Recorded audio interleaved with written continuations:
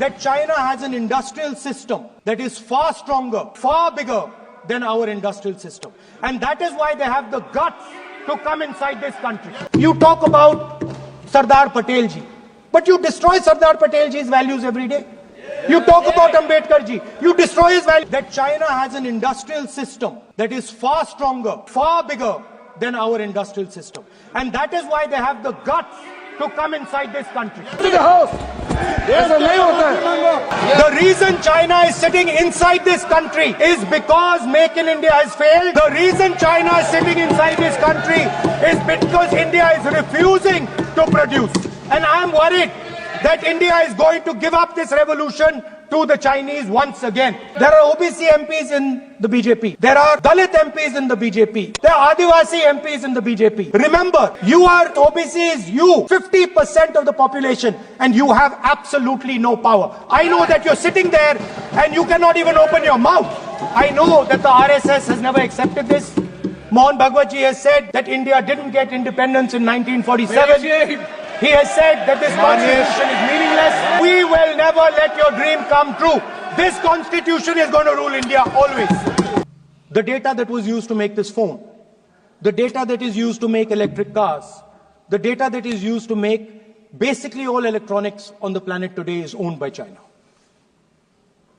And the consumption data is owned by the United States. In China, the consumption data is owned by China. But in India, companies like Google, companies like Facebook, companies like Instagram, X, they own our consumption data. So if India wants to talk about AI, it has to first answer the question, what data is going to power that AI? And the answer today is India does not have that data. Neither does India have production data. Neither does India have consumption data. We have handed our consumption data to the big American companies, and the production data we don't have anyway. So what would that vision look like? The first thing, we would start getting youngsters excited about this revolution. We would start to introduce the idea of a completely new way of moving, a complete revolution in how things move. We would start teaching our children in schools about batteries, about electric motors, about how these things combine, about how drones, robots, electric cars are structured, how they will work together. And most important, we have to start building a production network so that we can get access to production data. Now, what would we focus on? We would not give you a laundry list. China has at least a 10-year lead on India in this space. China has been working on batteries, robots, motors, optics for the last 10 years, and we are behind. So what would our president's address say to the youngsters? We will choose critical areas in each one of these technologies, and we will start to build capabilities in those areas. The second thing we would do, we would ensure that our banking system is not captured by 2 or 3 companies that basically do not allow you to build a production system. But our banking system is open, is dynamic, and is accessible to small and medium businesses and to millions and millions of entrepreneurs who want to take part in this revolution. Our foreign policy would take into account this revolution. When we talk to the United States, we would not send our foreign minister to invite our prime minister to his coronation. We would not send him 3 or 4 times, please invite our prime minister. Because if we had a production system and if we were working on these technologies, the American president would come here and invite the prime minister. So it is important to understand where a... Please.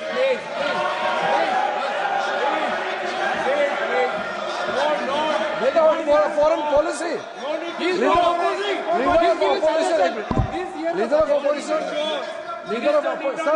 Leader of opposition cannot make such serious, unsubstantiated statement. This is related to the relation between two countries. And he is making an unverified statement about invitation of the Prime Minister of our country. Is matter of our dignity. How can you make such kind of statement? He is leader of opposition, sir. He should be responsible in making such statement. Sir, LOP is giving us very positive suggestions. Why they are worried, sir? For the country, he is giving. Leader of opposition has the information from any official source. He must inform the House. If leader of opposition has the information, please inform the House. Okay. Who has told you that foreign ministers have visited for the purpose which you have mentioned? You must specify it. So, I'm sorry that disturbed you, that question. I apologize for disturbing your peace of mind. It's okay. I've apologized. I've apologized for disturbing your peace of mind. I'm sorry. Apologize for lying to the House. ऐसा नहीं होता है. तो serious होना चाहिए leader of opposition को. कम से कम देश के मामले में तो एक हो. देश के मामले में तो एक वॉइस से बोलना चाहिए. ये गलत बात है. ये ठीक नहीं है. लीडर ऑफ अपोजिशन को इस तरह का बयानबाजी नहीं करना चाहिए. ये गंभीर विषय पर चर्चा चल रही है. So we would start by telling our young men and women that they have to be at the forefront of this revolution. We cannot afford that the Chinese are at the forefront of this revolution. Number one. Number two, we would ensure that the absolute best experts on these technologies would talk to our students, would talk to our youngsters and guide them on what a future, on what these future technologies are going to do. We would make them partners in this revolution. Now, we talk about defense. And today, we have the Chinese. And the Prime Minister has denied it. And the army has contradicted the Prime Minister. It's true. The Prime Minister has denied it. The Prime Minister has denied it. And the army has disagreed with the Prime Minister that China is sitting on 4,000 square kilometers of our land, of our territory.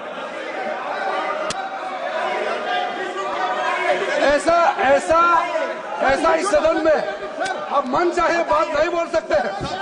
ये बिल्कुल ठीक नहीं है sir. ये serious मामला है. आप foreign policy पे, बॉर्डर इश्यू पर आप अपना कैसे मजाक बात कर सकते हैं? अपना मनमोहन कहानी आप बना के बोल रहे हैं. ये तो बहुत सीरियस मामला है. विदेशी प्रतिपक्ष के नेता जो आप विषय बोल रहे हैं, उसके तथ्यों को सदन के पटल पे रखना. आप पानी अनुरोध है, लीडर ऑफ अपोजिशन बोलिए, हम लोग शांति से सुनेंगे. ये आपका अधिकार है बोलने का, मगर आप मन चाहे ऐसा सीरियस इशू पे कैसे बोल सकते हैं? सीरियस मामला है. आप सदन में बोलते हो, फॉरेन मिनिस्टर का बात बोलते हो, सीमा का बात ऑफिसर वर्जन से अलग बात करते हैं. ऐसा मत बोलिए. ये देश के लिए ठीक नहीं है. आपको सीरियस होना पड़ेगा लीडर ऑफ अपोजिशन. ये गंभीर मामले को आप ऐसा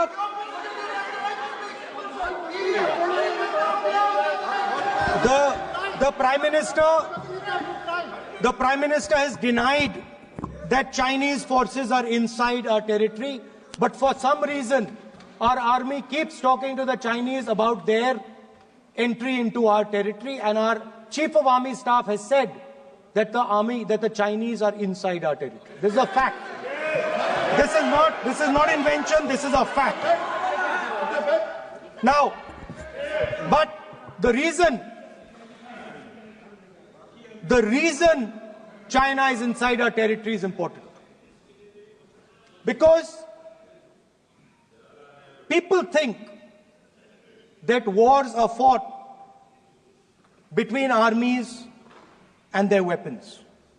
But the fact of the matter is that wars are fought by industrial systems. The fact of the matter is that China has an industrial system that is far stronger, far bigger than our industrial system. And that is why they have the guts to come inside this country. The reason China is sitting inside this country is because Make in India has failed. The reason China is sitting inside this country is because India is refusing to produce. And I am worried that India is going to give up this revolution to the Chinese once again. The reason I made this reference is because everything is connected. If and when we fight a war with China, we will be fighting with Chinese electric motors, Chinese batteries, Chinese optics, and we will be buying Chinese motors, Chinese optics, Chinese batteries. It is a non-sustainable proposition. That is why for our security, for the future of our children, for the future of our country, we have to build a production system, and we cannot allow this revolution to go by. Now, the next step, we have a strategic partner called the United States. The partnership should focus on how India and the United States can work together to take advantage of this revolution.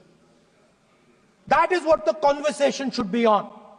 Please understand that India is as important as the United States for the simple reason that they cannot build an industrial system without us. They cannot build a production system without us. No matter what they say, the Americans simply cannot do what India can do because their cost structure is much, much, much more expensive than ours. We can build things that the Americans would never imagine. India can do that. So that would be the first part of a president's address. We would talk to the youngsters in India and say to them, we want you to be partners in this revolution. We want to change the Indian banking system so you can have access to it. And we believe in you, we trust in you, and we believe you can take on the Chinese. That's the first part. The second part would be about participation. We have done a caste census in Telangana. And what we have found is shocking. Almost 90% of Telangana is either Dalit, Adivasi, backward, or minority. Almost 90%. And I am convinced that that is the story across the country. I am absolutely convinced that the OBC population of this country is not one less than 50%, possibly 55%. 16% are Dalits, 9% are Adivasis, 15% are minorities. Last budget, there was a photograph. You remember the photograph? Of course. वो मक्खन बांटने वाली, हलवा बांटने वाली photo. मैं हैरान हो गया कि इस बार फोटो ही हटा दी. हलवा खिलाया मगर दिखाया नहीं किसको खिला रहे. So at the center of any new development paradigm for this country, which runs parallel with the production paradigm I spoke of, which works together with the production paradigm I spoke of, is the participation of lower castes, OBCs, Dalits, Adivasis in the wealth of this country. If we look at the largest corporates in this country, they're all owned. None of them are owned by OBCs. None of them are owned by Dalits. None of them are owned by tribals. If we look at the biggest media companies that support the Prime Minister, every day we see the Prime Minister's pleasant face on smiling face on these media. None of them are owned by OBCs. None of them are owned by Dalits. None of them are owned by Adivasis.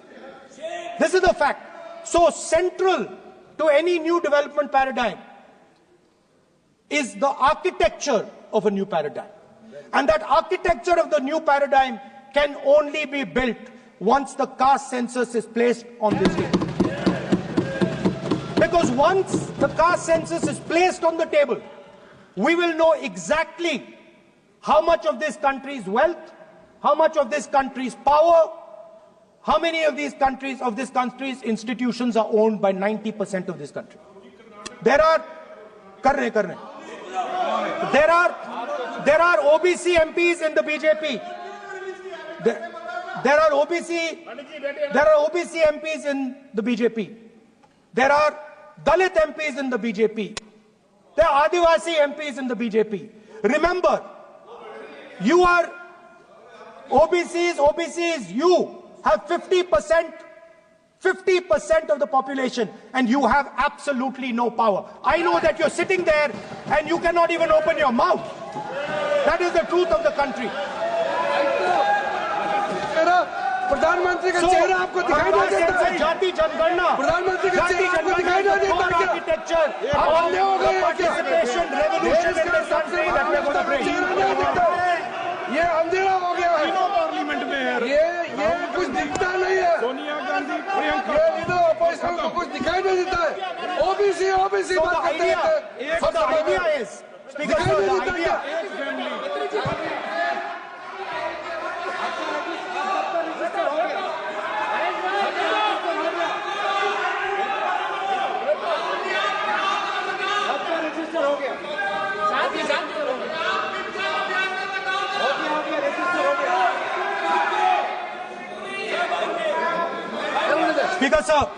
Speaker sir, so the idea is, on one side, allow India and the Indian youngsters to participate in the coming mobility revolution. Allow them to participate in building robots, in building drones, in building electronic items, in building EVs.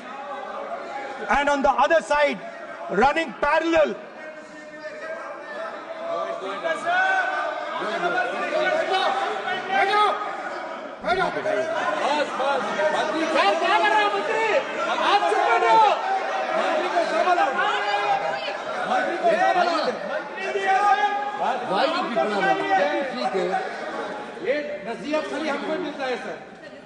मैंने उनको ही मना the country, Speaker sir. ऐसा नहीं है। So, आप भी बहुत disturbance करते हैं। Okay, Speaker sir, so parallel ideas. One idea, participate in the mobility revolution. Whether you're thinking of economy,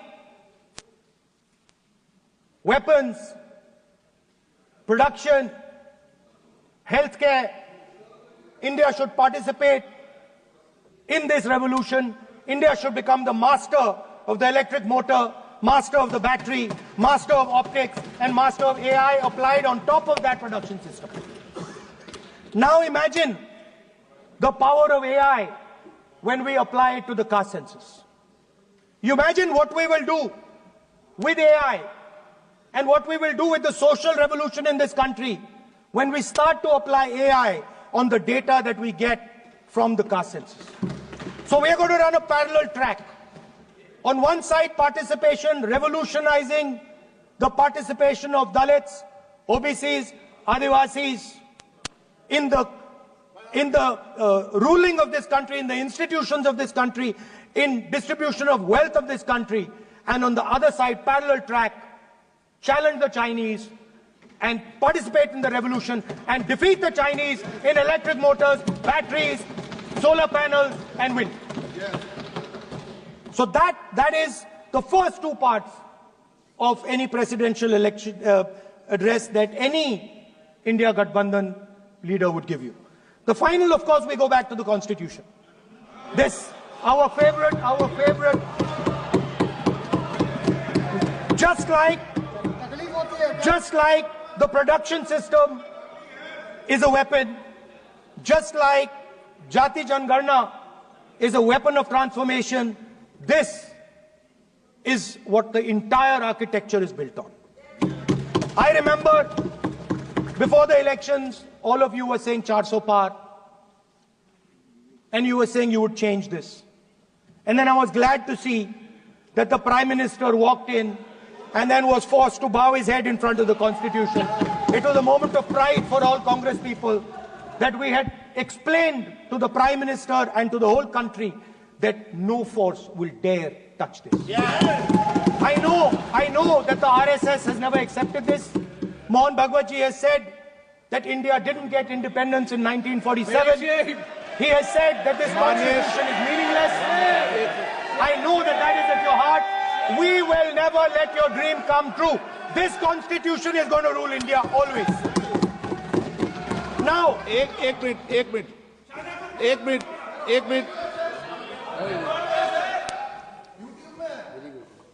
आप प्रतिपक्ष के नेता हैं।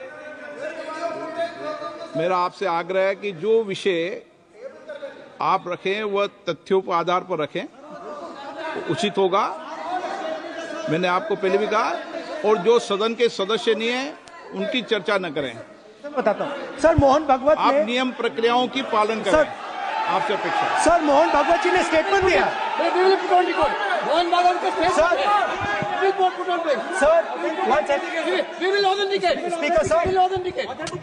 Speaker sir, Mohan Bhagwat ji made a statement saying that India did not receive independence in 1947. It received independence when the Ram Mandir was inaugurated. We will place that on the table.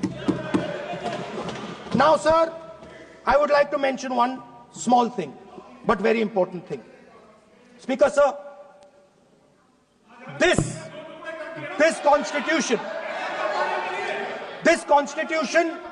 is supported by this constitution is supported by the vote of our people. Without the secure vote of the Indian people, this constitution means nothing. Now I want to bring to the notice of this House some data, some information about the Maharashtra election. Very simple stuff. Speaker sir, between the Lok Sabha election, which the India Alliance won, and the Vidhan Sabha election, the voting population of Himachal Pradesh was added to the voting roll of Maharashtra. Meaning the entire population of Himachal Pradesh was added to the voter rolls of Maharashtra. Please understand what I am saying. In Lok Sabha, the difference between Lok Sabha and Vidhan Sabha was the population of Himachal. The entire population. Almost 70 lakh new voters suddenly arrived between Lok Sabha and Vidhan Sabha. Now, the most interesting part, and the Prime Minister is not looking at me. The most interesting part,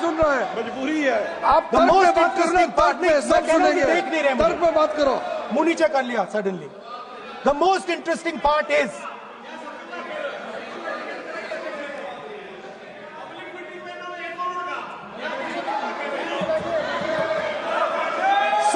Sir, Maharashtra mein more voters were added in 5 months in Maharashtra than were added in 5 years in Maharashtra. जितने 5 साल में add हुए उससे ज्यादा 5 महीने में add हुए, आखिरी 5 महीने में लोकसभा चुनाव के बाद। सर, एक बिल्डिंग है सर शिरडी में, एक बिल्डिंग में 7,000 नए वोटर एक बिल्डिंग में ऐड हुए सर। एक बिल्डिंग में 7,000 नए वोटर ऐड हुए सर। सर, मैं कोई आरोप नहीं लगा रहा हूं, मैं सिर्फ ये कह रहा हूं सर कि इसमें कुछ ना कुछ प्रॉब्लमैटिक है कि हिमाचल प्रदेश जितने बड़े वोटर्स लोकसभा के बाद जादू से आ जाते हैं। अब हम क्या कह रहे हैं? हमने इलेक्शन कमीशन से रिपीटेडली कहा है कि हम आरोप नहीं लगा रहे हैं, आप एक काम कीजिए, हमें लोकसभा की वोटर लिस्ट दे दीजिए, नेम एड्रेस और इलेक्ट्रॉनिकली दीजिए, और विधानसभा नहीं है। नहीं सर, नहीं नहीं नहीं नहीं नहीं नहीं स्पीकर सर वो सब वेबसाइट पे रहती है, सब जानते हैं, कभी भी कोई निकाल सकता है। स्पीकर सर मैं समझा देता हूं सर। स्पीकर सर वो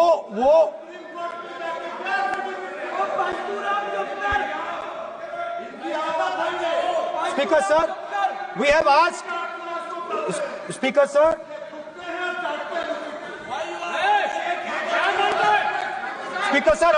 we are asking this question. We are asking this.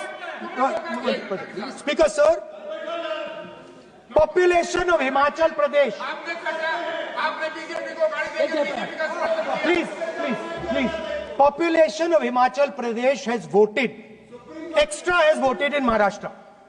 We are saying to the Election Commission, please give us the names and addresses and polling booths of all the workers in the Lok Sabha and all the workers in the Vidhan Sabha, so we can calculate who these new workers are, who these new voters are. Interestingly, the new voters are mostly in the constituencies that the BJP has swept. Please understand, the new voters have been added mostly in the constituencies where BJP has swept. I am still not making an allegation. I am saying on the floor of the House that the Election Commission has to give the data of the Maharashtra elections to the Congress Party, to the Shiv Sena and to the NCP, so that we can see exactly where these voters have been added, who has been subtracted, who has been added, where they have been added. This is not an irresponsible request. This is a very simple request for them to fulfill. The reason I am saying this, sir, is because the rules have been changed. This is not just said in isolation.